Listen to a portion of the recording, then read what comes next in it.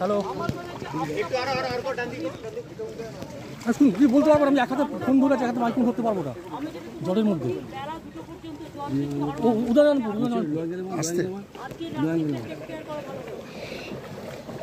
আমি কিছু বলতে পারবো না। আমি ডিবিসির যে চেয়ারম্যান তাকে পার্সোনালি ফোন করেছিলাম, আমার চিফ সেক্রেটারি কথা বলেছিল, আমি বলেছিলাম যে আমাদের এখানে বর্ষায় ফ্লাড হয়ে গেছে, প্লিজ এত জল ছাড়বেন না।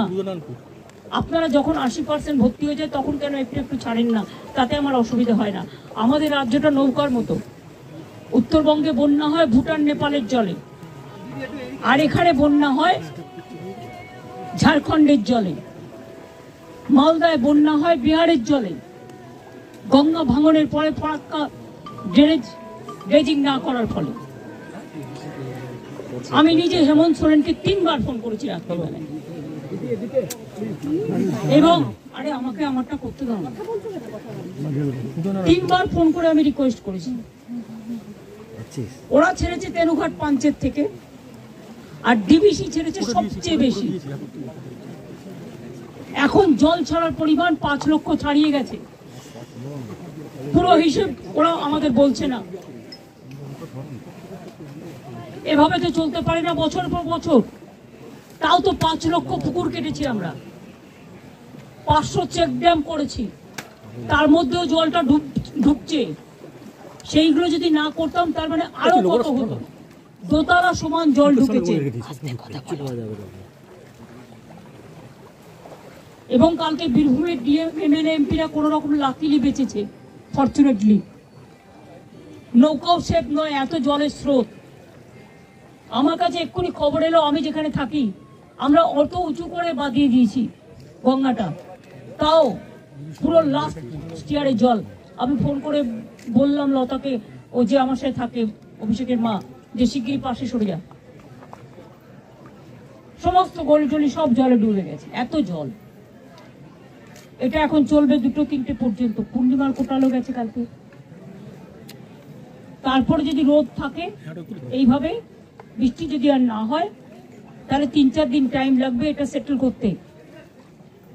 চাষি জমিগুলোর ব্যাপারে আমাদের ক্রপ ইন্স্যুরেন্স করা আছে, শস্য বীমা চাষিদের জন্য, তারা চিন্তা করবেন না। জল শুকিয়ে গেলে মেপে সেগুলো দেখে নেওয়া হবে। যাদের মাটির বাড়ি ধসে গেছে, যদিও এখনো প্রায় বাংলায় আমরা 50 লক্ষ পাকা বাড়ি তৈরি করেছি, কিন্তু এখনো 50 লক্ষ মাটির বাড়ি আছে। 3 বছর ধরে কেন্দ্রীয় সরকার টাকা দেয় না। তাই এবছর আমরা 11 লক্ষ করবো বলে ঠিক করেছিলাম ডিসেম্বরে।